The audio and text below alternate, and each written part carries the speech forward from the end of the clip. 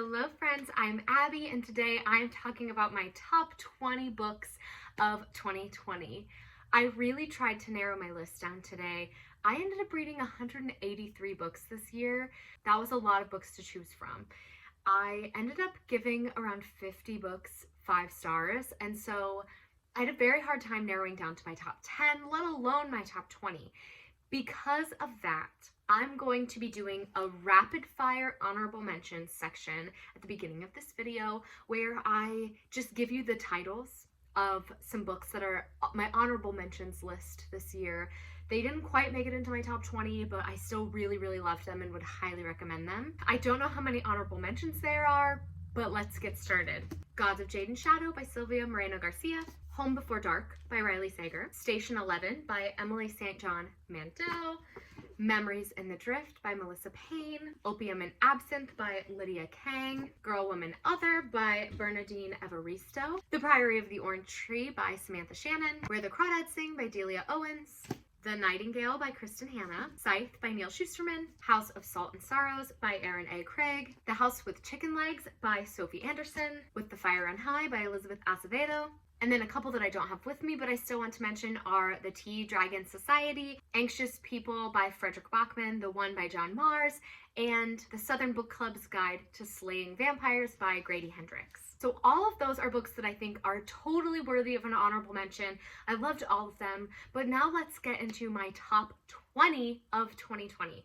There is no order to this list of books. I'll just tell you my thoughts about them so that you can kind of get the gist of why I loved them, but I did put them kind of into categories based on genre. So we're gonna start with the romances.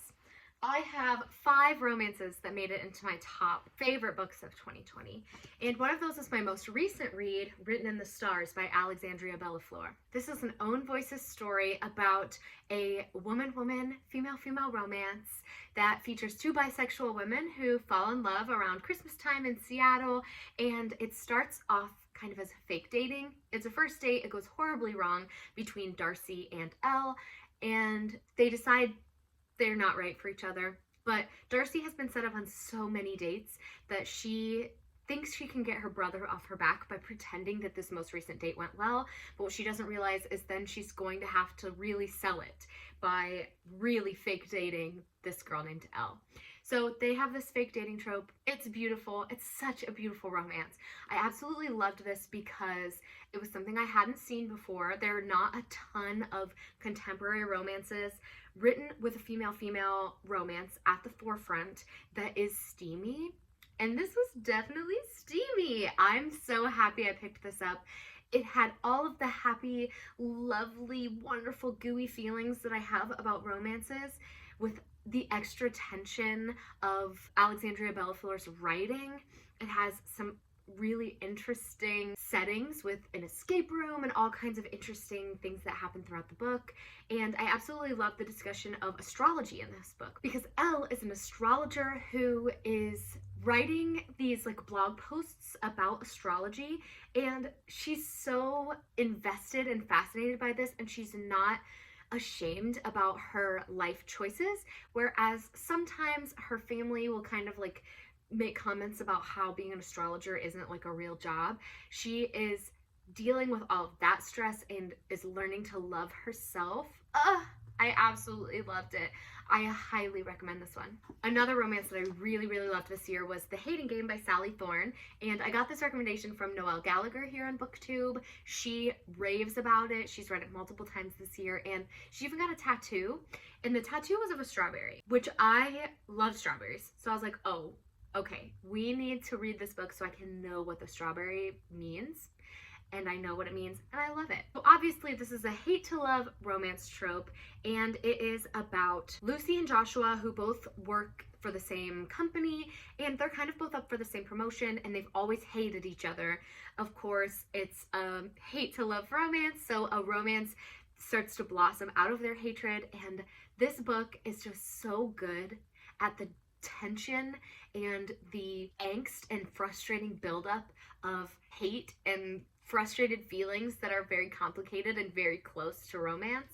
So I loved this book. I highly recommend it. Again, perfect levels of steaminess. Next is Bringing Down the Duke by Evie Dunmore, and this is a steamy historical romance that is set in the 1800s in England, and it focuses on the main character, Annabelle, who is going to Oxford University, which at the time is a big deal for women to go to university, and she joins this women's movement for the Women's Property Act, and she is kind of sent out to get people to take their side on this movement, and the person in power that she's given to try to convince is Duke Montgomery, and there's a forbidden romance there because she is a much lower class than him, and it's just full of the things I love about historical romance with the added elements of steaminess that I love in a contemporary romance.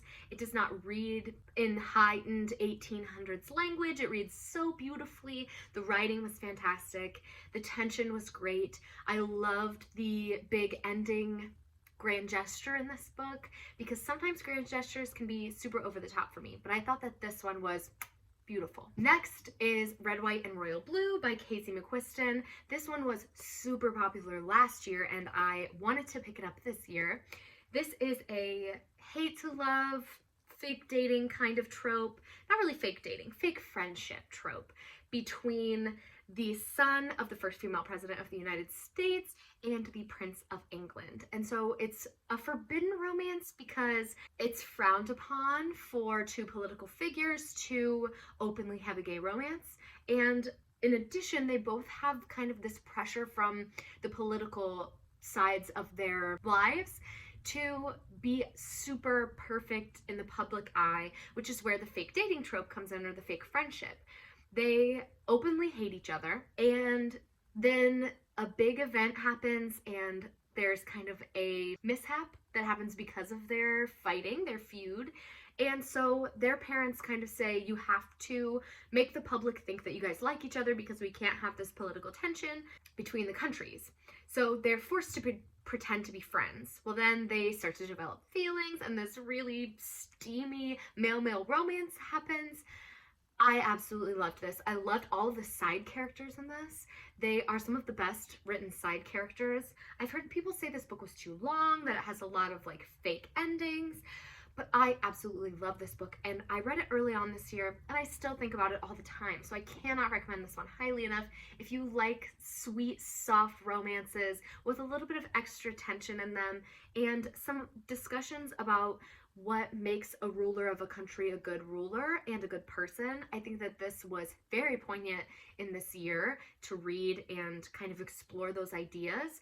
So I highly recommend this if you're looking for something up along that alley. Fantastic. Probably my favorite romance of the year, The Bromance Book Club by Lisa K. Adams. I absolutely love Gavin and Thea. They are my two favorite romance protagonists. This is a second chance romance between a married couple, Gavin and Thea, who at the beginning of the book, the marriage is being called off. A divorce has been thrown out, that they are probably going to get divorced. Gavin is heartbroken, and his male friends on the baseball team that he's on, and some of the more famous men in society, kind of pull him into this group where they read romance books. It's a group of men who read romance books to save their marriages or save their relationships. And they bring Gavin in and try to help him save his marriage with Thea. I absolutely loved this book. It was dual perspective, so we did get Gavin's perspective and Thea's. We also got to meet tons of fantastic side characters. I loved Thea's spunkiness and how she was not afraid to go after what she wanted, but she was passionate about finding herself and doing what she thought was best. And they have two twin girls that are the cutest. And Gavin has a stutter. I love that representation in books, and it's done so well. There's one specific scene where they're talking about the stutter, and I think about it all the time because it just warms my heart so much. But this was such a fantastic book. I absolutely loved it. They're two of my favorite literary characters now, and I highly, highly, highly recommend it. Let's talk about some graphic novels that I loved this year. The first one is Quiet Girl in a Noisy World, an introvert's story by Debbie Towne. This is a graphic novel. It doesn't really have a plot, But it is about this little character who is living her life as an introvert. She's meeting somebody, she's dating, she's going through grad school, and overall, it's just a cozy, beautiful look at what it's like to be an introvert. And I highly recommend this if you are an introvert and want to feel seen, if you love somebody who's an introvert and want to understand them a little better. I think this book was so impactful, especially for me, who a lot of people think I am super extroverted. I'm not. I am a full introvert.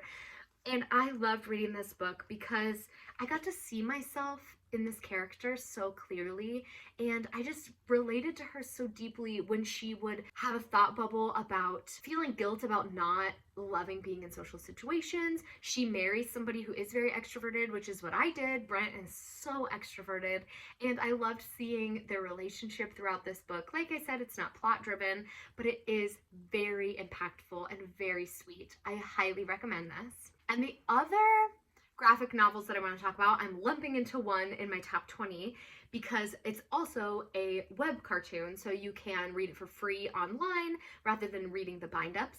But this year I did read Heartstopper books 1, 2, and 3, which online I think is seasons 1 through 4, and I'm obsessed with Nick and Charlie. Heartstopper by Alice Oseman is about Nick and Charlie, and they start off as friends. Charlie is openly gay, but Nick is kind of questioning his sexuality. He believes that he's straight, but then he meets Charlie and starts to fall in love. And so it kind of has this complicated relationship where they are starting as friends, and Charlie is totally happy to just be friends, but Nick starts to develop feelings and Charlie's developing feelings, and there's these sweet moments of like discovering sexuality and figuring out who you are. I absolutely loved it. And then the second novel focuses more on solidifying that relationship and learning about what it's like to come out to your family. And then the third book is kind of a fun traveling experience for them where they're in Paris, which I absolutely loved. And I'm so excited for the fourth bind-up of this graphic novel to come out in 2021. It's already being published online. I'm waiting until all of season 6 is finished so I can read the whole thing, but I cannot wait. Next, I'll talk about some of my favorite young adult books that I read this year. And the first one is Six of Crows by Leigh Bardugo. This is a booktube favorite. I'm sure so many people have talked about this book, but this is the story of 6 misfits. They're teenagers who live in this town. They're all kind of abandoned and trying to make their way on their own, and they band together to pull off this heist that's led by Kaz Brecker, and they're going to break this man out of the ice prison or this ice kingdom to stop a whole country from using this man as a weapon to create this magical drug that will cause magical people to have super crazy powers, and they were planning on using those people as an army, and so these kids are going to stop that from happening. This, I think, is seen as the quintessential found family book, the quintessential heist book. Other things are being compared to this and being referenced back to this because I think that this is just the epitome of warm cinnamon roll characters that you're rooting for every single one of them. All of these kids have a different special element that they're bringing to the table, and this heist that they're performing is so cleverly thought through and explored. All of the characters have a full character arc, which is hard to do when you have 6 characters all in one novel. I just absolutely loved this, and the romances in this book were fantastic. I think about them all the time. I highly recommend this if you're into young adult fantasy that also has a lot of like heist elements and a little bit of romance. This was fantastic. I can't recommend it enough. Another YA book that I absolutely loved this year that I don't currently own is Felix Ever After by Kaysen Callender. This book is all about a transgender boy named Felix who is going to the school for art in the summertime, and at the beginning of the year, a schoolmate posts all of these pictures on the wall of Felix pre-transition and dead names him. So he puts the name that he no longer uses up with these pictures, which is incredibly hurtful. And Felix is furious and hurt and wants to find out who did it. So this is a little bit of a mystery because you're trying to figure out who in this school wanted to hurt Felix and why. It also is very strongly about identity and sexuality. It's about romance. It has some of the most impactful young adult romance scenes and discussions that I've ever read. I loved reading about Felix and his family. I just think that this was so beautifully written and so impactful in society today that I think it's on a lot of people's favorite lists this year for good reason, because it is fantastic. I think that it can be very impactful and informative, and I highly recommend everyone check this out. Next, let's talk about some horror. So the first one I want to talk about is Mexican Gothic by Silvia Moreno Garcia. This is so spooky and kind of terrifying.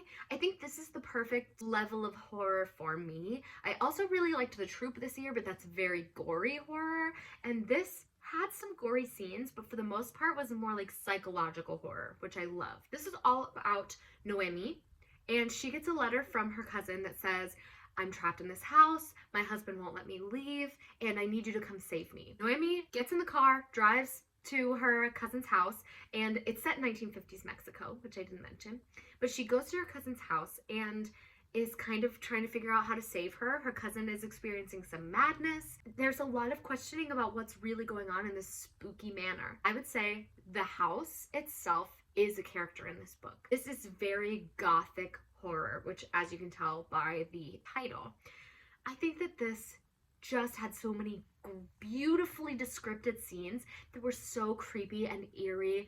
It felt like I was in a fog the whole time I read this. It was exactly the kind of vibe I was looking for in a gothic fiction. I loved the twists in this book.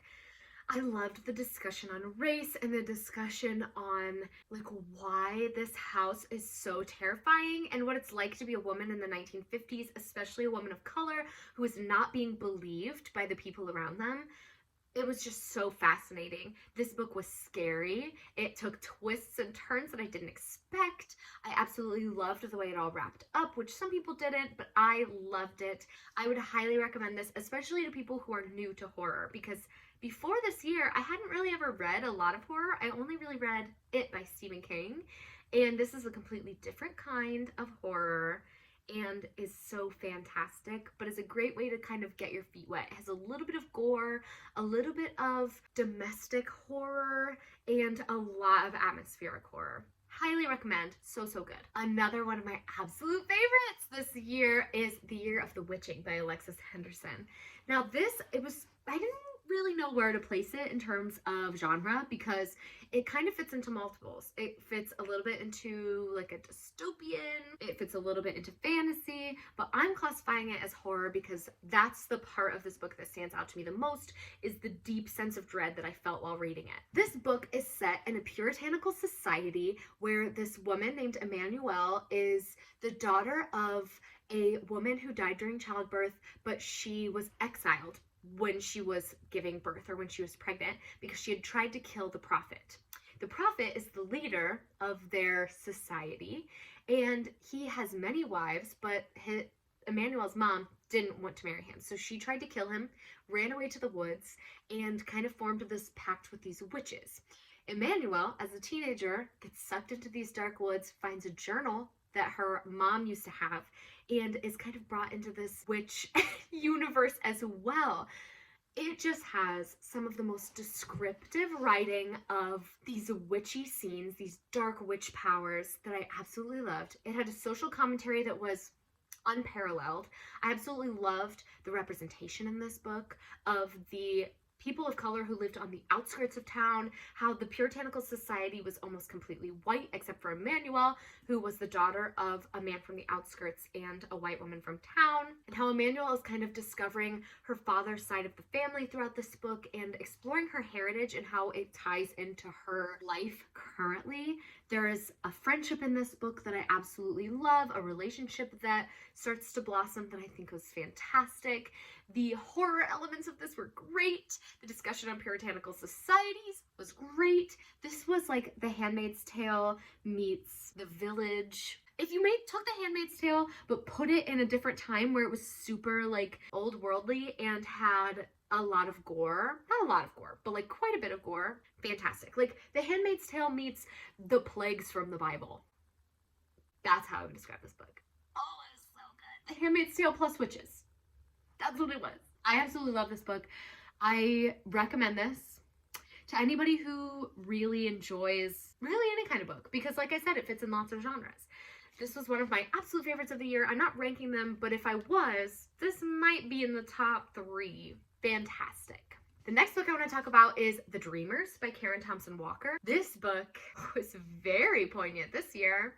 I read this book in March, and this book, in case you don't know, is about a plague that comes through. It's all about this illness that comes through this small town where people are catching it, falling asleep, and staying asleep. They don't wake up at all. And it's kind of flying through this small town. It's very highly contagious, and this book is all about the way all of the different members of this town are handling this news and are handling this virus that's coming through. They don't know how it's transferred. They don't know much about it. There are a lot of conflicting information coming from a lot of conflicting different news sources, and this book follows multiple different characters who are all dealing with this virus in their own ways. It also has a very interesting look at the kids who are at college during this and what it looks like to be exposed and to be quarantined. This book was just so good and honestly so relevant that I don't know if I would love it as much if I wasn't in a pandemic when I read this, but it was so impactful for me. There was a chapter in this, chapter 16, I'm almost positive, I'm gonna double check right now. Yes, chapter 16 is only 2 pages, and it's kind of a view of what everybody's saying about what this virus could be and how people are handling it, whether it's made from the government who started this virus, how they're going to stop it, whether it's all a conspiracy from big pharma, all things that especially at the beginning of the coronavirus pandemic were very highly talked about. Listen, all I'm saying is this book came to me at the perfect time, and it also shows, whereas a lot of pandemic books are very like end of the world, like the whole world is infected, this showed a viewpoint of a very specific small town and how that small town was handling it. So rather than a grand scope, this was a very specific, isolated look at it. And I loved that about this, because sometimes it is not a huge, grand story that I need to read. It's something about people. I needed a book about people dealing with this, and this did exactly that. I highly recommend this. It's short, it's quick, and if you're looking for something that will give you hope and make you feel connected to other people, I think that this is it. Another book I want to talk about is a memoir, a humor memoir, and that was Here For It by R. Eric Thomas. It's described as a laugh out loud memoir, and I totally agree. This memoir was right up my alley for what I was looking for and my type of humor. He is a writer for a blog post on Elle, or the magazine Elle, and on Elle's website, and he makes commentary on society, on politics, but in a humorous way. But he also is really involved in theater, so a lot of jokes were very aimed at theater, at pop culture, at all kinds of things that I really connected to, and was written for people I think who are like millennial age. I think it would connect really strongly with you. And it also really showed a great depiction in a very approachable way of what it's like to grow up Black in America, and what it's like to grow up gay in America, and what it's like to grow up as a Black gay man in America. I absolutely loved this. I learned so much from this book. I'm planning on buying it as soon as possible because I want to annotate it. I read it from the library, but I want to get it and read it again and just really absorb it and have it forever, because this book was so impactful and poignant to me. It taught me so much, and I just really enjoyed learning and laughing along with him, because he is a very funny guy, and because he writes comedy, that is his job. The book itself is written in a very funny way, so I highly recommend this, especially if you're looking for a really good memoir of somebody who works kind of in the pop culture lifestyle. Next up, some of my favorite fantasies of the year, the first one being The Song of Achilles by Madeline Miller. I loved this book. This book to me took me to a completely other place. It took me out of my own world and put me somewhere completely different, a different time, a different place, and I needed that and I loved that. This is about the romance between Patroclus and Achilles in ancient Greece, and it is the romance of them. This essentially is from Patroclus's viewpoint, the romance between him and Achilles. I'm not going to spoil the romance for you, although if you know Greek mythology, you already know the whole story, because Madeline Miller does not change a whole lot from the original Greek story, but it's told in a completely new and fresh way.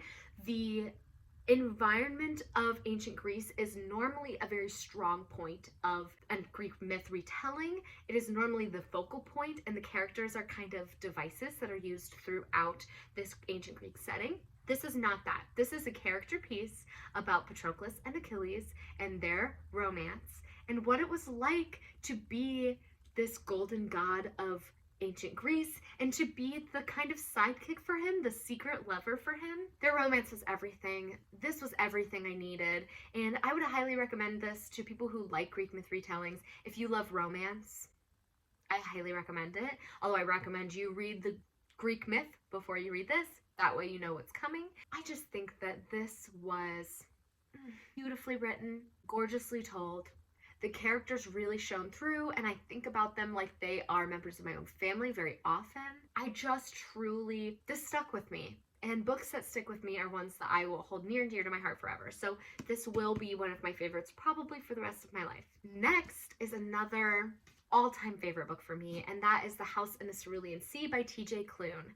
This is described as an adult book, but written in a middle grade style. Highly agree. This was fantastic and read like I was reading a middle grade fantasy story.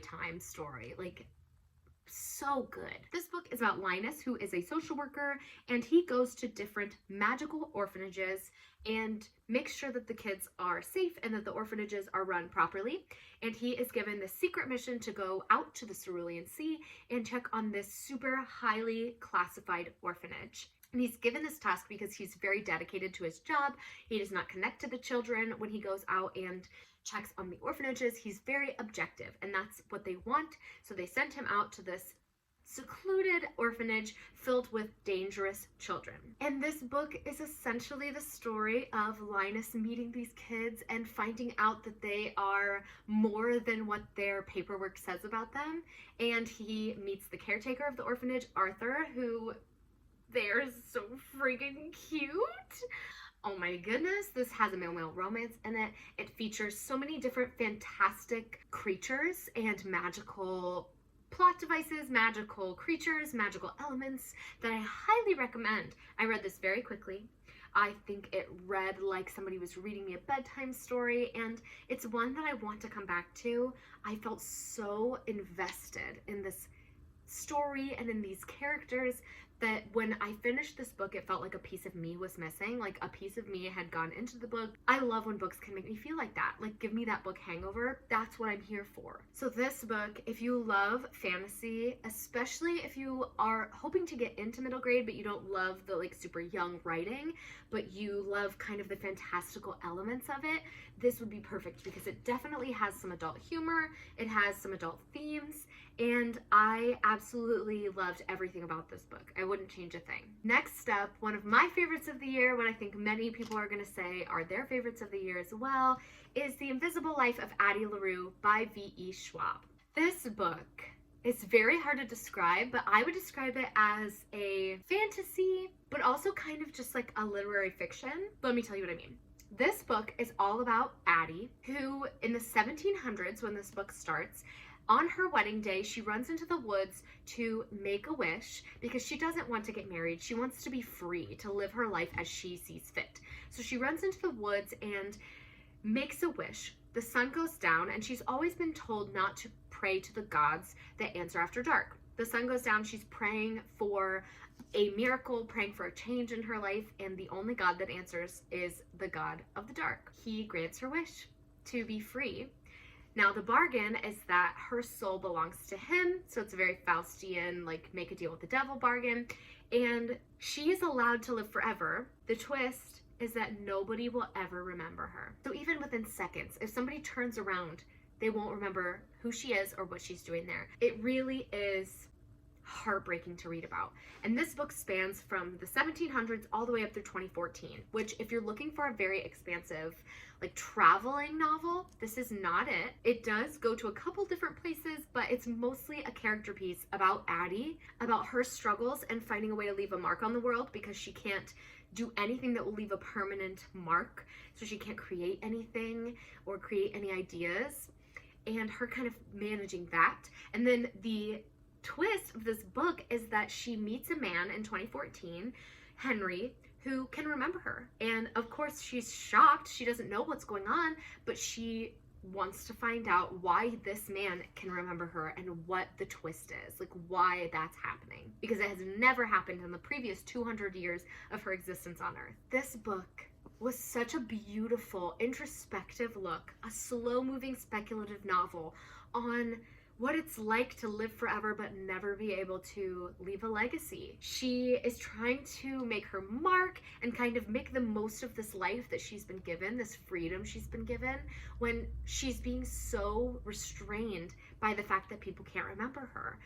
She is having to learn how to do everything on her own, and she can never make long-lasting, impactful relationships. So it's just so beautiful. It's beautifully written. I was blown away by the writing. There are so many quotable moments in this that I was just astounded by. And this book, I think, is so meaningful, especially in a world and a time where everyone's trying to find out how to leave their mark on the world, how to find their passions, and how to do what makes them happy, but still find a way to survive. It's just so beautiful. And of course, there are some fantastic romance elements in this that I absolutely adored. I loved the way this book ended. This book was so worth the hype for me. And this was my first V.E. Schwab, and I'm glad it was, because now I'm so much more excited to pick up her previous works, because this was everything.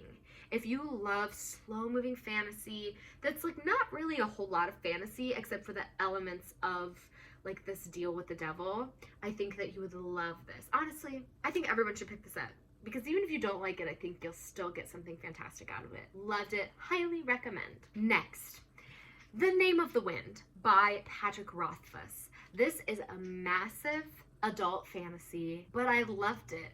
This is a story of Kvothe, who, when we meet him at the beginning, is like a 30-year-old innkeeper. So he owns this inn out in the middle of nowhere, and it starts with one of the most gorgeous prologues that I've ever read that made me so invested in the story. And as you read through the story, it's Kvothe telling his story to the chronicler, who is writing down all of Kvothe's life from the beginning up to where he is now, because he used to be this super famous person, and now nobody knows who he is or where he is, and he's kind of this mythical being to a lot of people.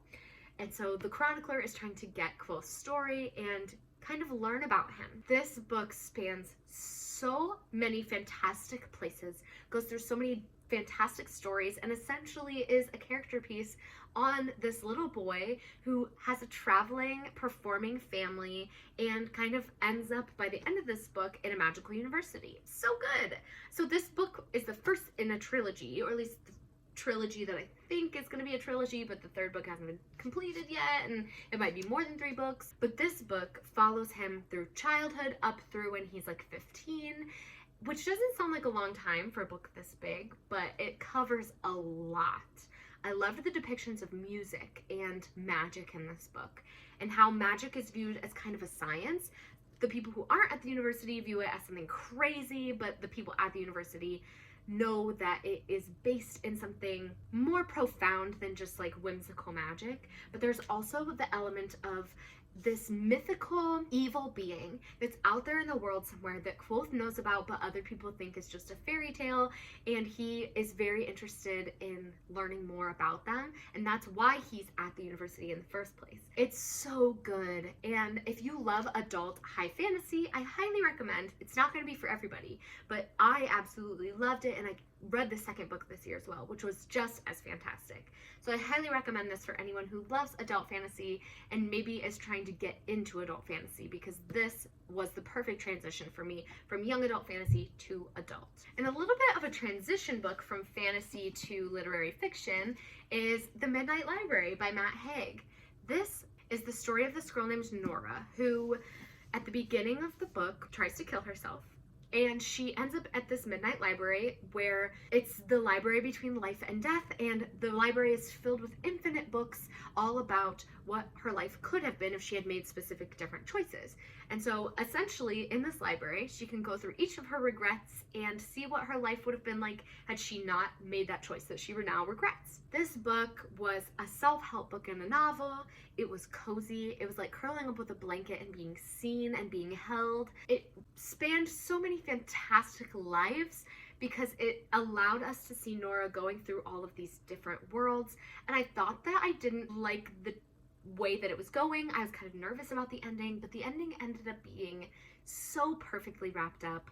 It was so meaningful and impactful for me, and I think that this book is going to be impactful for so many people, and really anybody, because it's a philosophical look at what makes life worth living and why our regrets seem so big and impactful to us and why they really shouldn't. Honestly, this book was life-changing for me. I'm definitely going to reread it, like probably soon, because I loved it so much. I tabbed it, which I don't tab books or annotate them.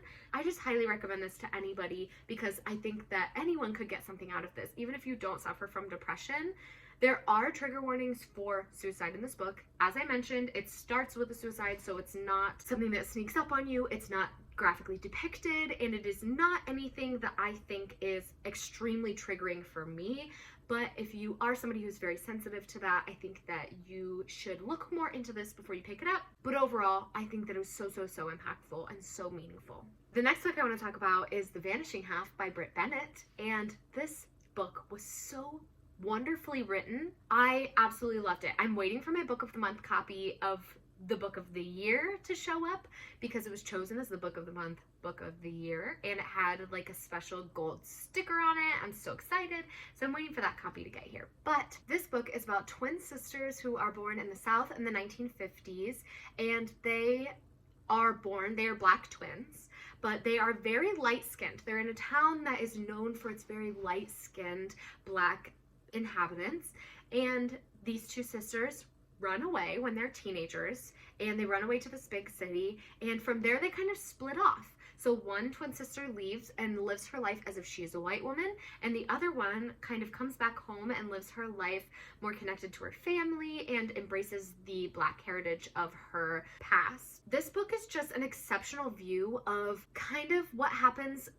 when our histories are passed on to our kids, and what happens when we are passed on the heritage of our parents and kind of what we get from each generation. It doesn't just focus on race, although race is a very impactful and influential part of this book.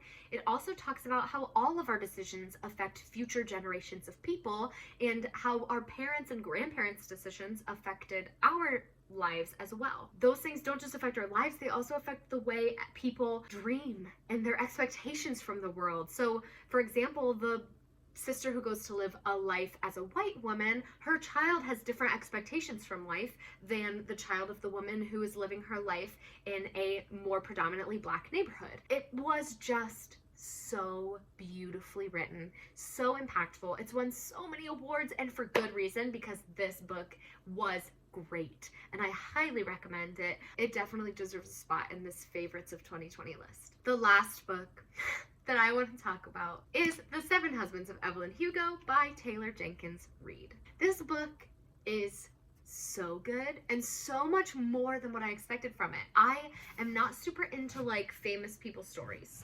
I don't always love them. I sometimes think that they have problems I can't relate to. I don't always love like movie star drama. It always just seems a little over the top for me. This book, everything. It was everything. This story focuses on Evelyn Hugo, who starts out kind of as a nobody. She's a poor girl who is trying to escape from her abusive father, and so she runs away to Hollywood. She's gorgeous, so people are kind of taking her under their wing and helping her get to where she is trying to get to and to accomplish her goals.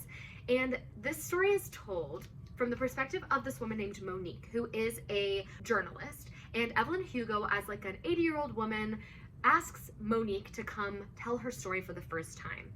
Monique comes and is writing this story about Evelyn Hugo. She doesn't know why she was chosen, but she's writing Evelyn's story from childhood all the way up through all 7 of Evelyn Hugo's husbands. And that's kind of how the book is split up, is by husband. Every one of Evelyn Hugo's husbands, every chapter deserves 5 stars on its own.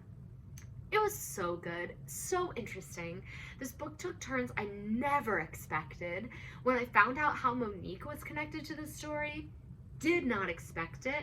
I didn't expect to love every character so deeply. Oh my gosh, I loved everybody in this book, or I hated them, and I loved that I hated them. Please, this book is gorgeously written. I couldn't decide if I wanted to read it all in one night or make it last as long as possible because I loved it so much and felt so connected, but the writing was so good that I wanted to fly through it. I can't recommend this enough. It's so highly talked about on BookTube, and I think for good reason, because this book has some of the best characters I've ever read. Evelyn Hugo, she is a boss woman who will do whatever it takes to get what she wants. She will do what it takes. And that is very rarely seen, especially by a woman in this time period. It really shows what she had to go through to become famous, which was a lot. She had to give up a lot, compromise a lot of things, and I think that this book really gave a very interesting viewpoint of sexuality, feminism in this time, what women had to go through, and the secrets women had to keep in order to get the fame that they were looking for. So beautiful, everything. Highly recommend it. Definitely, again, if I was gonna rank it, this would probably be in my top 3 of the year. Maybe my favorite book that I read this year. Pick it up. If you haven't read it yet, which I'm sure most of you have, pick this up, please. Thank you. That is going to be all for me today, friends. And maybe this might be my last video of 2020. Oh my gosh, thank you all so much for watching. Please comment down below what your favorite book you read in 2020 was. I know this was a lot of books, but I read a lot of books this year. So I'm not ashamed of picking so many books as my favorites, because they're all books that I think are going to stick with me forever. So again, thank you for watching. Please like, comment, subscribe. Share this video with anyone who you think would enjoy it, and I will see you next time in 2021. Bye, friends!